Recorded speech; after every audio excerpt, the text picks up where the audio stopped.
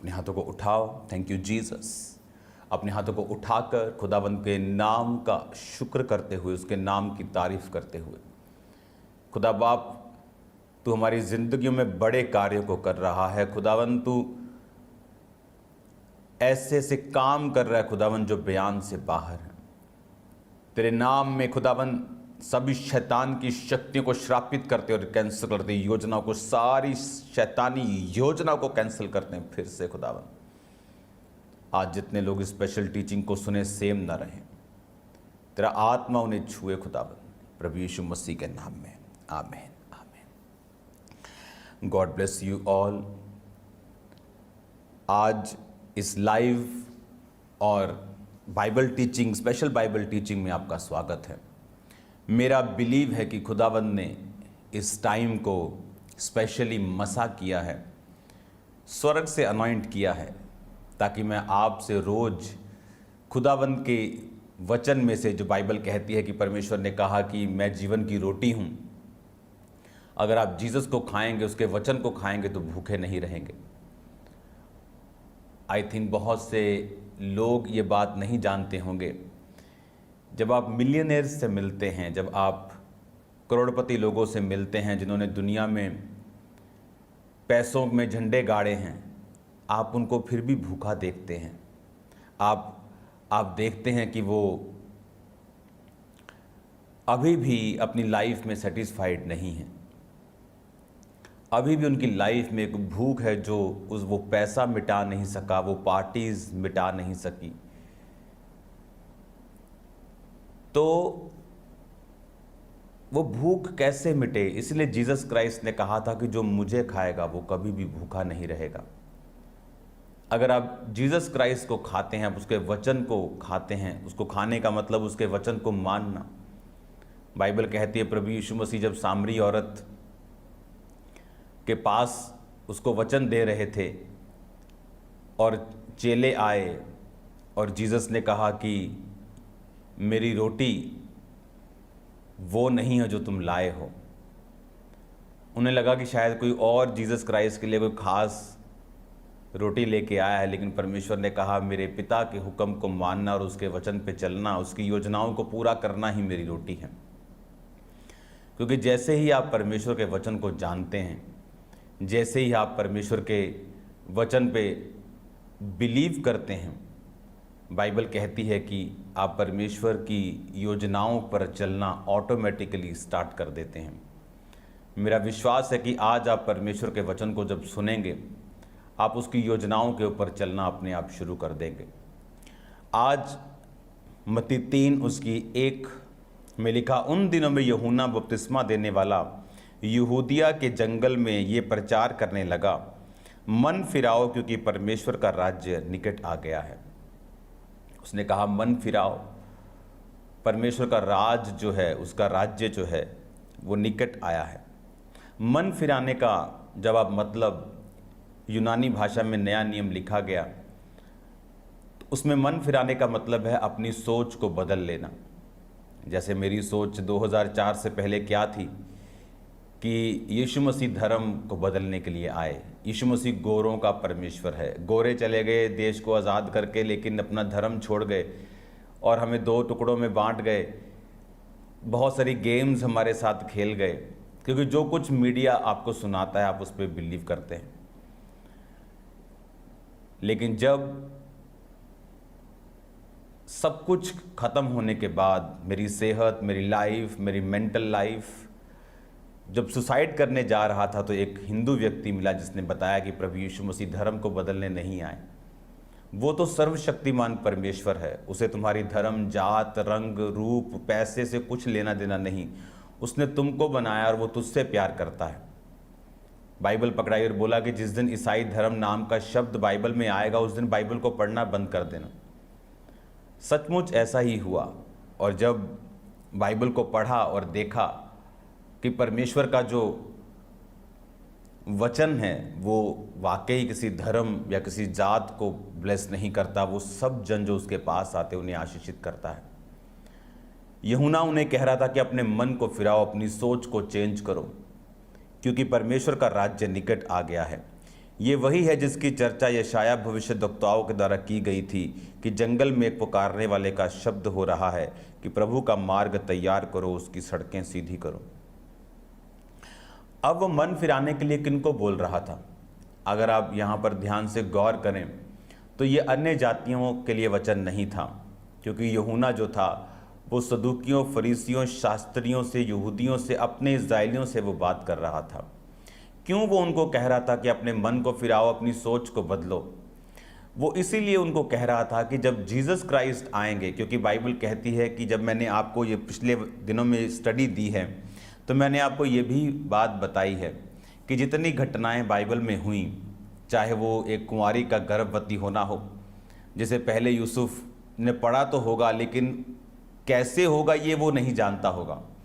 उसे लगा होगा कुंवारी गर्भवती होगी, शायद में लिखा है पुत्र जनेगी, उसका नाम इमैनुअल रखेंगे। अच्छा, शायद एक कुंवारी लड़की की शादी हो जाएगी, फिर वो गर्भवती होगी। लेकिन जब उसको ये पता चला कि मरियम जो है वो कुंवारी है, लेकिन परमेश्वर की आत्मा की सामर्थ्य ने उसको गर्भ दिया है, तो उसको समझ आए कि हाँ, वाकई एक रियल कुंवारी बिना किसी मर्द के गर्भवती होगी और पवित्र बेटा जनेगी जो यहोवा का होगा। हालेलुया। उसमें मनुष्य का ब्लड नहीं था। हालेलुया। पवित्र आत्मा ने उसे बीज दिया और बाइबल कहती वो परमेश्वर का खून था जो निष्कपट निष्कलंक था। इसीलिए उसके बहने से आपको और मुझको पापों से मुक्ति मिलती है। इसीलिए किसी और ब्लड के बहने से, बैलों और बकरों का और किसी का भी हमें मुक्ति नहीं मिली। इतने साल वो बलियों को चढ़ाते रहे। अब यूहन्ना उन्हें क्यों ये बात कह रहा था कि मन फिराओ? उन्हें क्यों ये कह रहा था कि अपनी सोच को बदलो? यूनानी भाषा के शब्द को आप अपनी स्क्रीन पे देखेंगे, मन फिराओ के शब्द को उसने लिखा अपनी सोच को, अपनी थिंकिंग को चेंज करो। हालेलुया। वो क्यों उनको कह रहा था? बाइबल कहती है कि वो सदूकियों, फरीसियों, शास्त्रियों, यहूदियों से, याजकों से, परमेश्वर की प्रजा से बात कर रहा था कि अपनी सोच को बदलो। और बाइबल कहती है कि जंगल में जिसकी चर्चा यशाया भविष्यद्वक्ता ने कही थी। यशाया भविष्यद्वक्ता ने बहुत सारी ऐसी भविष्यवाणी करी थी, इसलिए उसको मेजर प्रॉफिट्स की गिनती में लिया जाता था। यशाया, यर्मिया, यहोजकेल, दानियल, एलिया, अलीशा, ये सारे मेजर एक बड़ी कॉलिंग वाले प्रॉफिट्स थे। आजकल के प्रॉफिट्स की तरह प्रॉफिट कमाने वाले प्रॉफिट्स नहीं, फेसबुक यूज करके प्रोफेसी करने वाले नहीं, रियल प्रॉफिट से। 700 साल पहले कहा था कि जंगल में एक पुकारने वाले का शब्द हो रहा है। वो क्यों? ताकि जब कोई ऐसा पुकारे, जब कोई ऐसा बोले, तो मेरी प्रजा जो है वो मेरे लिखे हुए पे विश्वास करके उस व्यक्ति की बात को सुने। बाइबल कहती वो जीसस क्राइस्ट के रास्तों को साफ करने के लिए आ रहा था। क्योंकि अब ये आप बाइबल स्टडी में हैं, तो बाइबल स्टडी में मेरे पास समय है और ये डिमांड रखती है कि मैं आपको छोटी छोटी तार खींच खींच के आपको दिखाऊं, क्योंकि ये प्रीचिंग टाइम नहीं है, ये आपके लिए स्पेशल टीचिंग टाइम है। तो वो पता है वो क्यों मन फिराने के लिए उनको बोल रहा था, क्यों उनको बोल रहा था कि चेंज योर माइंड, अपने सोच को बदल लो। बोलते थे अपनी सोच को बदल लो। हम क्यों अपनी सोच को बदलें? किस विषय में तू बात कर रहा है हम अपनी सोच को बदल लें? वो बात तो बता, किस विषय में अपनी सोच को बदले? हमारे पास व्यवस्था है, हम पापों को माफ करवाने के लिए मेल बलियां, पाप बलियां, होम बलियां सब करते हैं, अपने सब कामों को, त्योहारों को मनाते हैं, व्यवस्था को पूरा करते हैं, भवन जाते हैं। तो क्यों सोच को बदलें? बाइबल कहती प्रभु यीशु मसीह जब आए तो प्रभु यीशु मसीह ने एक वचन कहा, मत्ती 5 उसकी 43 आयत में, तुम सुन चुके हो कहा गया था अपने पड़ोसी से प्रेम, बैरी से बैर रखना, परंतु मैं तुमसे कहता हूं अपने बैरियों से प्रेम और अपने सताने वालों के लिए प्रार्थना करो, जिससे तुम अपने स्वर्गीय पिता की संतान ठहरोगे, क्योंकि वह भले और बुरे दोनों पर अपना सूर्य उदय करता है और धर्मी और अधर्मी दोनों पर मेह बरसाता है। अब जीसस क्राइस्ट, अब ध्यान से मेरी बात को समझना, जीसस क्राइस्ट के डायरेक्ट ये प्रीच करने से कम लोग जीसस पे बिलीव करते। क्यों? क्योंकि वो लिखे हुए वचन पे ज़्यादा बिलीव करते थे, क्योंकि उन्हें मालूम था कि यहोवा ने खुद बोलकर मूसा को दिया है। तो हम एक ऐसे व्यक्ति के ऊपर जो पता नहीं कहां से निकला है, हम इस पे बिलीव करें कि हमारे मोहल्ले में पैदा हुआ है, हमारे बच्चों के साथ इसके भाई बहन पढ़ते हैं, कि हम यहोवा के लिखे हुए पे विश्वास करें कि दांत के बदले दांत और आंख के बदले आंख। इसीलिए परमेश्वर ने यूहन्ना भविष्यद्वक्ता को परमेश्वर से पहले भेजा, और उसकी भविष्यवाणी भी 700 साल पहले लिखी गई थी कि जंगल में एक पुकारने वाले का शब्द हो रहा है। 3 आयत 3 की 3, मत्ती 3 की 3, ये वही है जिसकी चर्चा यशाया भविष्यद्वक्ता के द्वारा की गई। जंगल में एक पुकारने वाले का शब्द हो रहा है कि प्रभु का मार्ग तैयार करो, उसकी सड़कें सीधी करो। अब यहोवा पिता को मालूम था कि डायरेक्ट जीसस क्राइस्ट जब ये बातें कहेंगे कि सोच बदलनी है, अब कि अब दांत के बदले दांत नहीं, तो बोलेंगे कि क्यों, परमेश्वर तो एक सा रहने वाला परमेश्वर है। इसमें बड़ा समझने वाली बात है। मान लो आप और मैं यहूदी हैं और हम यहोवा के लिखे हुए वचन को मानते हैं और धर्मी हैं। एक व्यक्ति आकर बोले कि अब ऐसा नहीं होगा, हम बोलेंगे नहीं, तू परमेश्वर की ओर से नहीं है। लेकिन इसीलिए परमेश्वर ने यूहन्ना भविष्यद्वक्ता को जीसस क्राइस्ट से पहले यही बातें करने के लिए भेजा, जब वो आकर उन लोगों को बोलता था कि मन फिराओ, चेंज योर माइंड, अपनी सोच को अब बदल लो। बोलते थे सोच को बदल लो।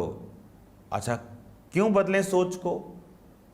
फिर सोचते हैं कि ये कौन है, क्या ये प्रभु की ओर से है? फिर वो यशाया भविष्यद्वक्ता की पुस्तक में पढ़ते थे कि हाँ, प्रभु के वचन में लिखा तो है कि जंगल में एक पुकारने वाले का शब्द हो रहा है कि प्रभु का मार्ग तैयार करो और उसकी सड़कें सीधी करो।